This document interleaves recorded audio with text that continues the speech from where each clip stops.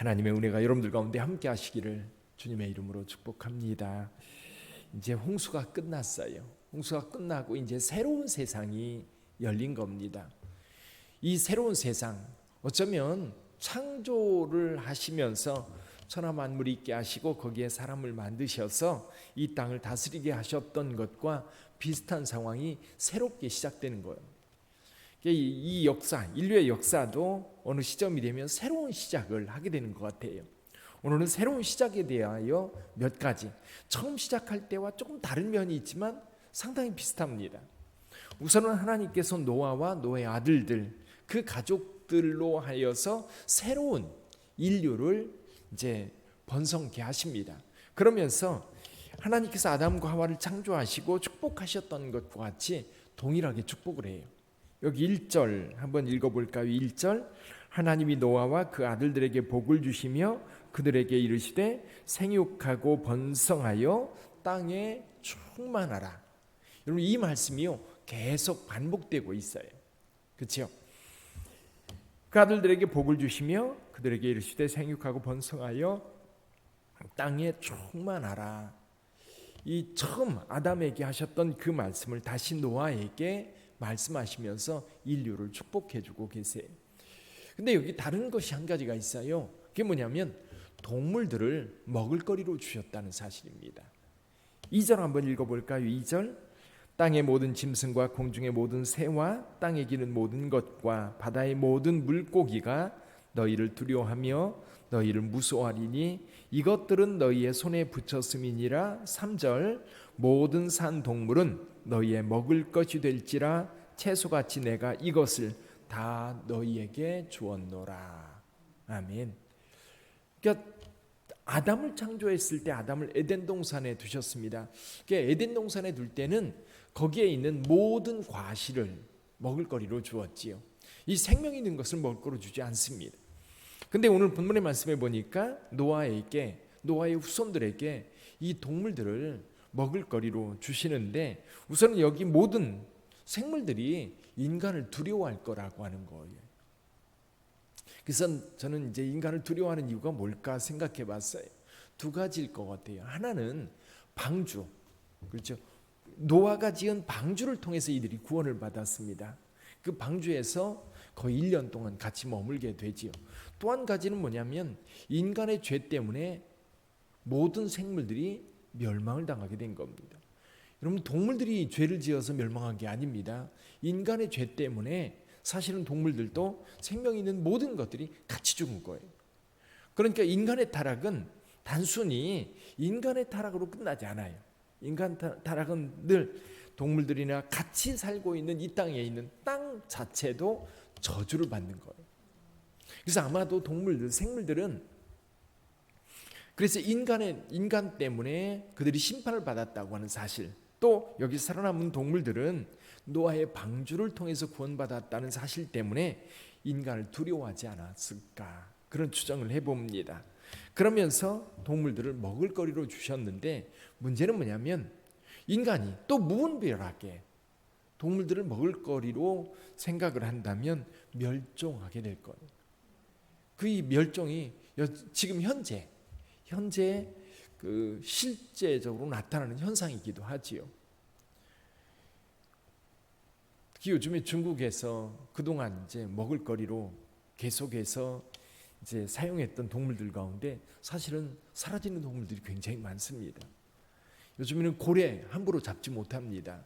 특히 일본 사람들 고래 너무 좋아하잖아요. 근데 이제 그러다 보니까 고래가 점점 사라져 버리고 이미 우리나라에서는 호랑이 같은 것이 사라져 버린 지 오래되었지요. 호랑이 고기를 먹어서가 아니라 이 동물들을 너무나도 쉽게 죽이는 거예요. 물론 사람들이 이유가 있죠. 그래서 하나님께서 여기서 이렇게 말씀합니다. 4절에 보면 그러나 고기를 그 생명되는 핏째 먹지 말 것이니라. 5절 같이 한번 읽어봅니다. 내가 반드시 너희의 피 곧 너희의 생명의 피를 찾으리니 짐승이면 그 짐승에게서 사람이나 사람의 형제면 그에게서 그의 생명을 찾으리라. 이게 피를 생명과 동일시하면서 핏째 먹지 말라라고 하는 말씀은 그겁니다. 생명을 귀히 여기라는 거예요. 아무리 먹거리로 주었어도 그 생명을 귀하게 여겨야지 그 생명을 함부로 하면 안 된다는 거예요. 이것이 어디로 연결돼요?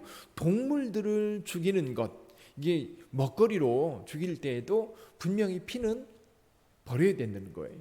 근데 이 피 흘림이 사람에게까지도 연장이 되고 하나님께서는 사람의 피를 흘리는 것에 대해서도 반드시 갚을 거라고 말씀을 하십니다. 6절에 보니까 이렇게 말씀합니다. 다른 사람의 피를 흘리면 그 사람의 피도 흘릴 것이니 이는 하나님이 자기 형상대로 사람을 지으셨음이니라.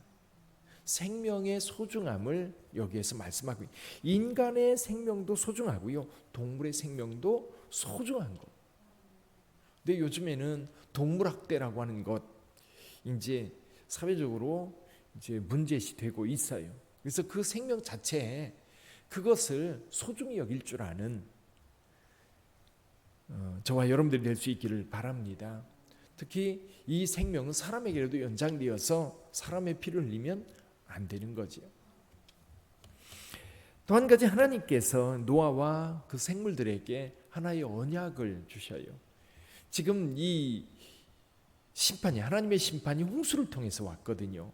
그러니까 멀리에서 비가 몰려오고 먹구름이 몰려오면 덜컹 할 거란 말이에요.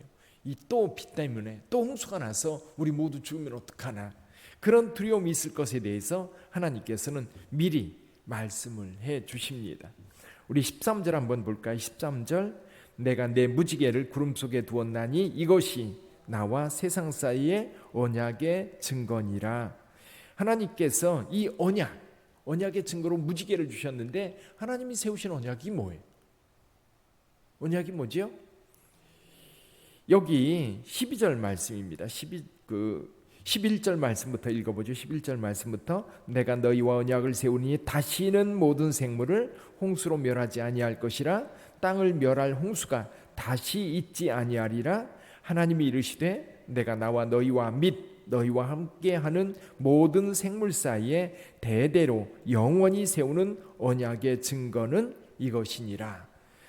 11절에서 분명히 하나님께서 언약을 하세요. 어떤 언약이에요? 다시는 홍수로 세상을 멸하지 않겠다라고 말씀하셨습니다. 그러면 먹구름이 몰려올 때 두려울 거 아니에요. 하나님의 언약을 기억해야 되는데 사람들이 비가 온 뒤에 개이면서 거기에 무지개, 그 구름 속에 숨겨둔 무지개를 보면서 하나님의 언약을 생각하고, 아 맞아, 하나님이 다시는 이 세상을 홍수로, 물로 멸하지 않겠다고 약속하셨지. 이제 안도의 한숨을 쉬는 겁니다. 먹구름이 몰려올 때는 두려움, 이게 이 자라본 가슴 소뚜껑 보고 놀란다고요. 한번 이런 경험을 하고 나면 트라우마가 생겨. 그렇죠? 이번에도 홍수 장마로 인하여 남부지방은 비가 많이 와서 산사태도 나고 또 농경지가 잠기는 그런 일들이 있습니다. 생각해 보면요, 그렇게 며칠 더우면 진짜 온 세상이 덮일 것 같아. 두렵잖아요. 그런 두려움에 대해서 하나님은 분명하게 말씀하셨어요. 이 노아의 홍수 이후에 이제 홍수가 이 국지적으로는 있을 수 있지만 전 세계적인 큰 홍수는 없습니다. 물론 몇 해 전에 이 미국 같은 경우도 이 홍수 때문에 큰 어려움을 겪기도 했었지요. 어쨌거나 하나님께서는 이 홍수로 사람을 멸하지 않겠다라고 하는 이 약속을 분명하게 우리에게 보여주셨습니다. 이 약속, 이 언약은, 언약하는 하나님을 가만히 묵상해 보면 그 하나님이 얼마나 우리를 사랑하시고 또 우리를 이렇게 잘 살피시는지 그 세심함을 느낄 수가 있어요. 사실 비가 오는 것 때문에 이 동물들이나 또는 인간이 두려움을 느끼는 게 아니거든요. 미리 하나님께서 그것에 대한 두려움이 있을 거를 염두에 두셔서 이 무지개를 만들어 두셨다라고 말씀하고 계십니다. 우리 하나님께서 그래서 인류의 구원 이렇게, 근데 또 인간은 여전히 죄인이라고 하는 것을 하나님이 알고 계세요. 그래서 이 노아 이후에 아브라함을 선택하면서 메시아를 우리에게 주셨고, 그 메시아를 통해서 우리는 구원받은 하나님의 백성이 될 수 있었던 겁니다. 구약에 나타난 하나님, 심판의 하나님으로 우리는 두려워할 것이 아니라 자비의 하나님, 또 은혜의 하나님, 언약의 하나님이라고 하는 것을 우리가 분명히 알고, 오늘 또 우리 하나님께서 우리에게 베푸신 그 언약을 따라서 은혜 안에 사시기를 주님의 이름으로 축원합니다. 여러분들이 세상을 살다 보면 두려운 일들이 많이 만들어져요. 예를 들면 건강의 두려움, 또 내가 뭔가를 소유하고 있는데 그것들이 다 사라질 것 같은 두려움, 또는 갑작스러운 사고가 날 것 같은 그런 어려움들. 그래요. 어떤 분들은 그렇게 얘기를 하더라고요. 오늘 하루를 살아가면서 내가 살아있다라고 하는 그 자체가 굉장한 기적이다. 어떤 사람은 앞에 아침에 나가서 집에 돌아오지 못하는 경우가 너무나도 많다는 것. 자, 그런데 이런 은혜 안에 살고 있다고 하는 것, 이 은혜는 그저 순간순간의 은혜로 끝나지 않고 우리 하나님께서 예수 그리스도를 통해 주심으로, 예수 그리스도를 우리에게 주심으로 영원한 축복으로 우리를 인도하고 계세요. 그래서 우리에게 영생이라고 하는 하나님의 나라가 늘 우리 가운데 있습니다. 그래서 그 나라가 그때만 누리는 게 아니에요. 지금도 우리 하나님께서 우리와 함께 하시고 우리 가운데 거하심으로 우리가 천국을, 또 하나님의 나라를 내 안에서, 우리의 삶 주변에서 계속해서 누리게 되는 줄 믿습니다. 오늘도 그 은혜를 따라 복된 삶을 사시기를 다시 한번 축복합니다. 기도하겠습니다.